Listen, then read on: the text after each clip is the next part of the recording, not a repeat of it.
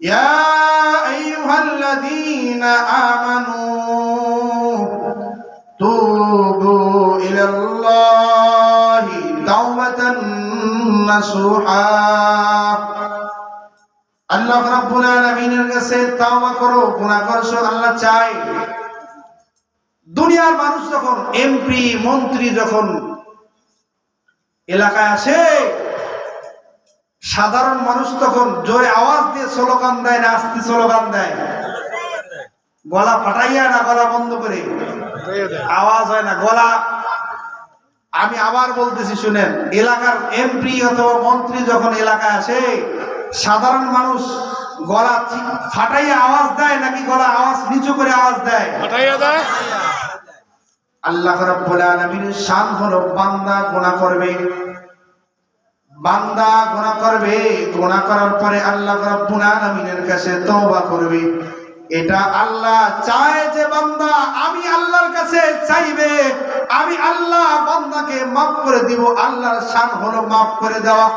এজন্য আল্লাহ রাব্বুল আলামিন বিভিন্ন আয়াতের মধ্যে দুনিয়ার মানুষদেরকে জানায় দেয়, তোমরা তওবা করো, এমন তওবা করো যেই তওবার ফজিলতে তোমাদের আমলনামার যত গুনাহ আছে সব গুনাহ মাফ করে দেব আল্লাহ আমি।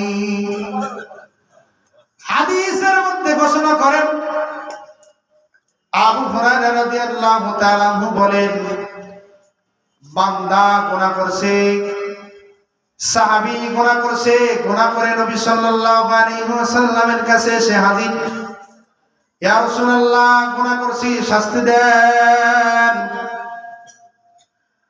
আল্লাহ নবী সাল্লাল্লাহু আলাইহি ওয়াসাল্লাম হাদিসের মধ্যে ঘোষণা করেন, এই সাহাবী যখন আল্লাহর নবী সাল্লাল্লাহু আলাইহি ওয়াসাল্লামের কাছে অনেক দূরের কথা, হযরতে আবু হুরায়রা রাদিয়াল্লাহু তাআলা আনহু বর্ণনা করেন, আমি যখন বাজারের কিনারা দিয়ে যাচ্ছিলাম, বাজারের কিনারা থেকে যাওয়ার সময় পিছন দিক থেকে একজন মহিলা আমাকে ডাক দিয়ে বলে, আবু হুরায়রা দাঁড়াও।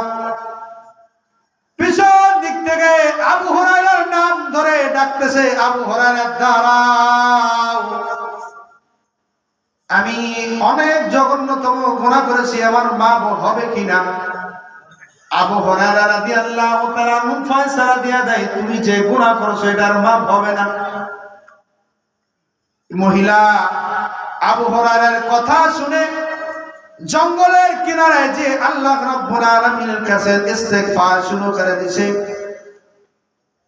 আল্লাহর নবী সাল্লাল্লাহু আলাইহি ওয়াসাল্লামের দরবারে যাওয়ার আগেই আবু হুরায়রার চিন্তা এলো, আমি মহিলা গুনাহ করেছে, ফয়সালা দিয়ে দিলাম, জীবনেও গুনাহ মাফ হবে না।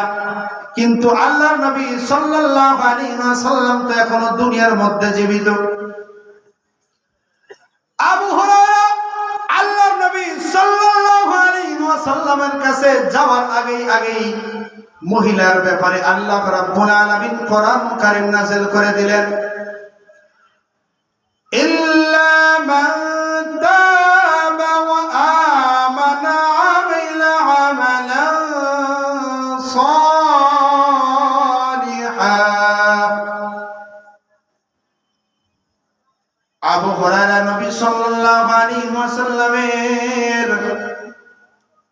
কাছে আসার আগে আল্লাহ রাব্বুল আলামিন আয়াতে কারিমা নাযিল করে দিলেন, ইল্লা মান তাবা ওয়া আমানা আমালা আমিলান সালিহা।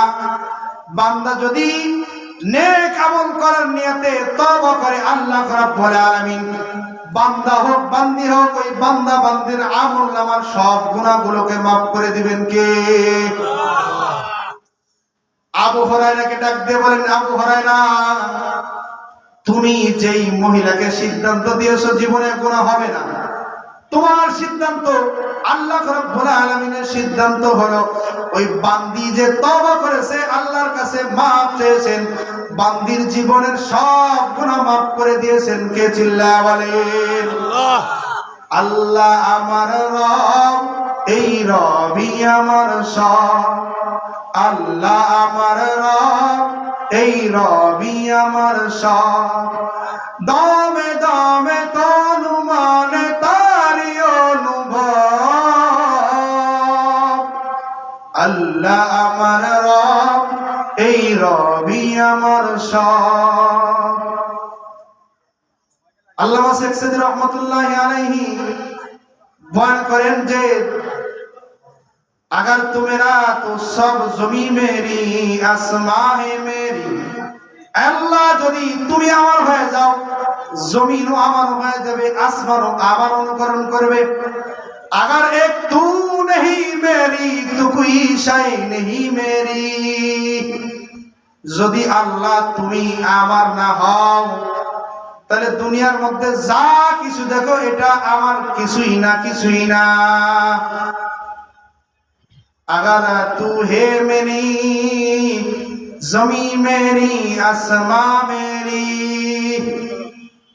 अगर तू नहीं है मेरी तो कोई शय नहीं मेरी। यदि तू मेरा ना हो तो दुनिया के कुछ शय मेरा नहीं हुआ।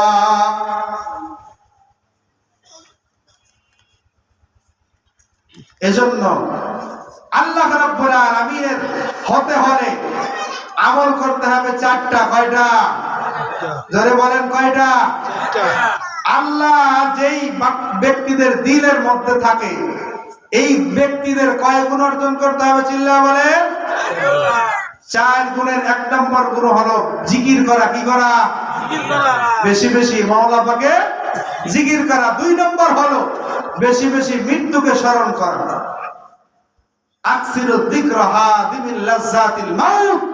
মৃত্যুকে বেশি বেশি থেকে বেশি স্মরণ করো।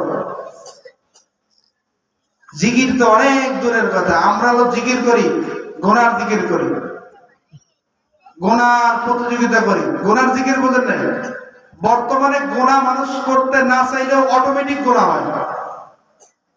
যেই ইহুদি নাসারা যেই টিভি ধরাই দিছে হাতে, মানুষ গুনাহ না করতে চাইলেও গুনাহ করতে অটোমেটিক করা হয়ে যায়।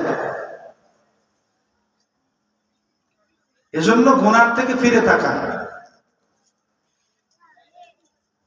আল্লাহ রাসূল সাল্লাল্লাহু আলাইহি ওয়াসাল্লাম বলেন, এই হাদিসের পরিপ্রেক্ষিতে শেখ সাদী রহমাতুল্লাহ আলাইহি বলেন, যদি তুমি আসমান পর্যন্ত ঘর তৈরি করো, মনে রাখবা একদিন জমিনের নিচে তোমার যেতেই হবে।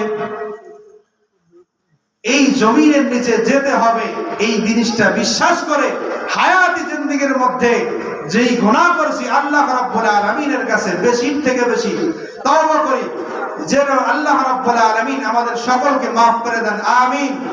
ওয়া আখিরি দাওয়ানা আলহামদুলিল্লাহি রাব্বিল আলামিন। আসসালামু আলাইকুম ওয়া রাহমাতুল্লাহি ওয়া বারাকাতুহু। সম্মানিত উপস্থিতি।